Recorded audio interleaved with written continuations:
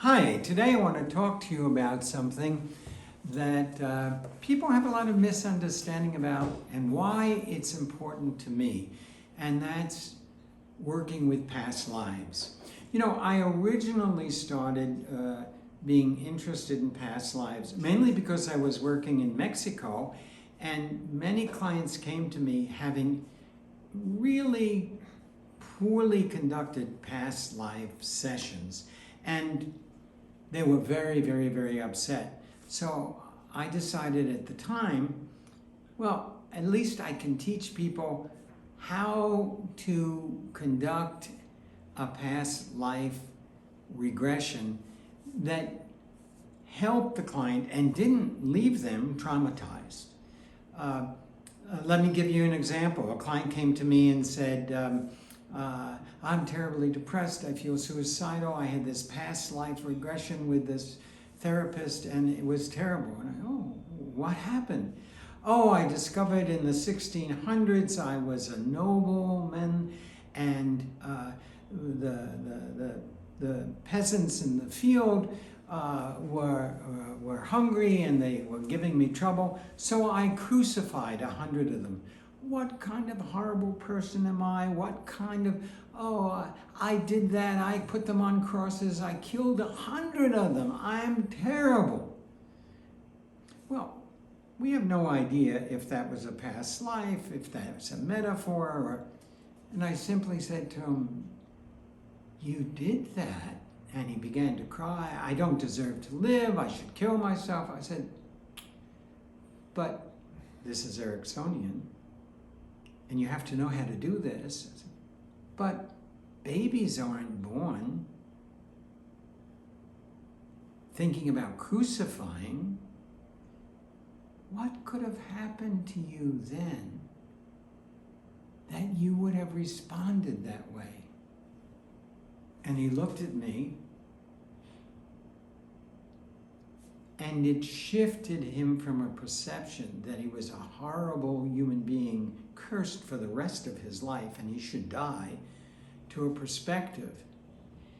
And what would you need to change in your life now so that you could benefit other people instead of even imagining you'd be harmful to other people? It shifted it.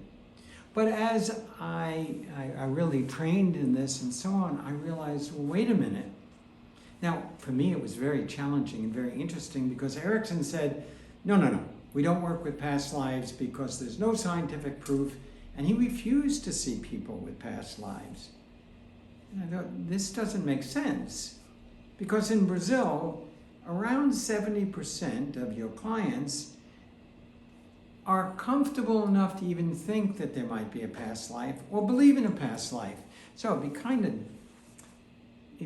anti-therapist, let alone anti-Erickson, to say, well, 70% of my practice, I don't do that. And then I began to realize two things. Past lives are a metaphor. I'm not in this world to validate that you had a past life. You either feel you did or you didn't, or whatever you want to call it.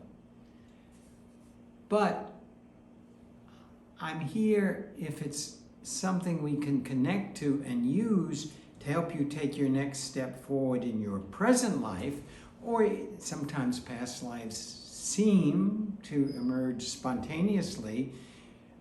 Erickson lived in the land of the metaphor.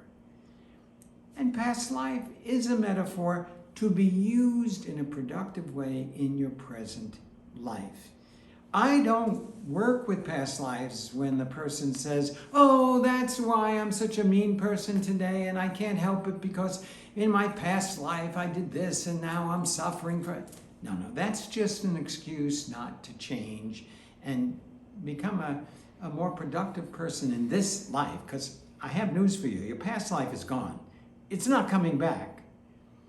Then, as I began to develop a way of when past lives or the client feels that a past life is appearing, to work with it in a way that it translates metaphorically into what they need to solve in this life. And I'm going to give you an example of that.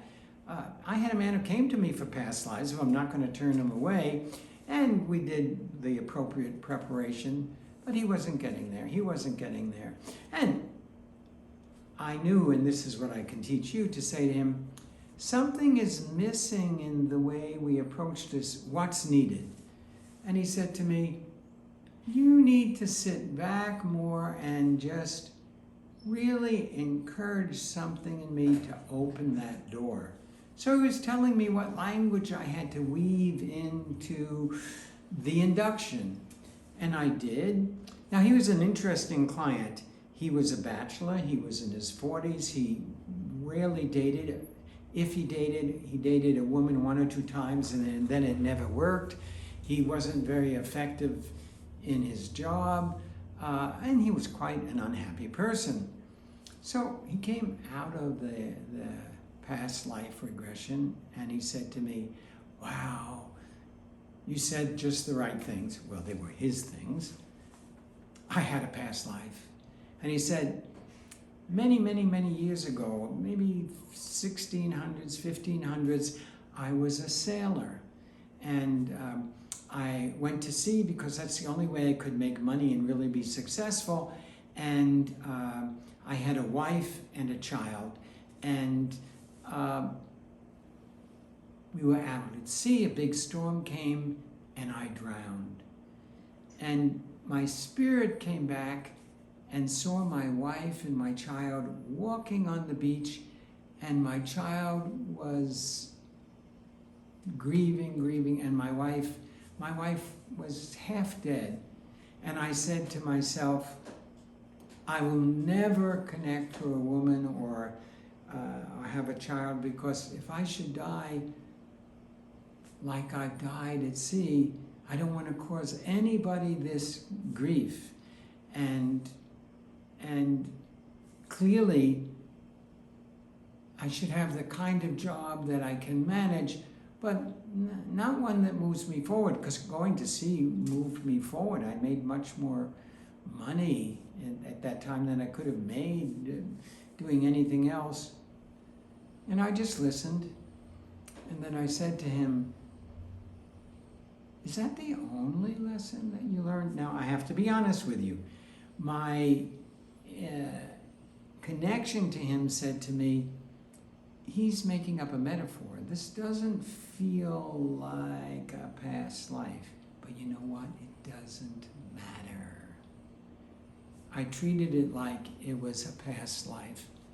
And he said, it's like I won't take any chances again. No wonder I don't do well in my work. And he said, but I would never want to cause anybody that kind of grief again, or leave a child like that again. I said, well, that was then and this is now, and I don't know if any of us know when we're going to die, but if we love while we're alive, that's what remains. That's all I said. Within 6 weeks, he was dating a very nice woman. Within 3 months, they were married. And before the end of his treatment, he had a child. He was very happy, and he was promoted at work. And he said to me, the difference was that past life spoke to me. Now, what I say to you, this is the next step that I can teach you. When I treated it with respect, he thinks it's a past life, okay. And I'm going to go with the metaphor. And I'm going to deal with the metaphor metaphorically, as I just told you I did. But I left room for him to take the meaning of that experience and how could he apply it in this life. And I did say that at one point, I wonder what it means to you, because when you tell me of this past life, it means certain things to me. But what's the meaning for you? Because the meaning for each client will be different from any other client. And he was able, in his non-conscious mind, to find the meaning of, oh, and somehow he took in, but what you leave behind whenever the end comes is love. And I could succeed in my profession, I can succeed in connecting to a woman and love, and that love can bring a child into this world.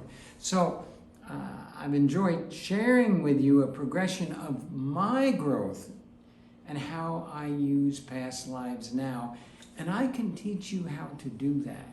It's not only not validating it, but using it as a metaphor, and always to focus it in on how can that be of assistance in this life, because this is the only life he has right now. And each client will be different. There's a moment when you can really sense they're open to an inner awareness of what is the meaning of what I've seen in what I'm calling a past life. And it changed his life. As I said, within a year and a half, he was happily married with a child and progressing at work. And he was 40 when he came to me. This was not what he was at 40. So this is my interest in, and I'm developing other ways of effectively using past life. And you need to know this, because if you think it's going back to retrieve something so they can blame what they're not doing in this life because they were damaged in that life, or I have to heal that life. No.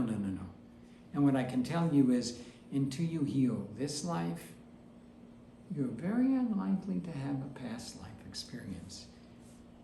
Whether you believe that or not, taking responsibility in this life is greatly assisted if you have the metaphoric understanding of how to use past life to facilitate your clients. You need this, and I really know how to do that, and I'd love to share it with you.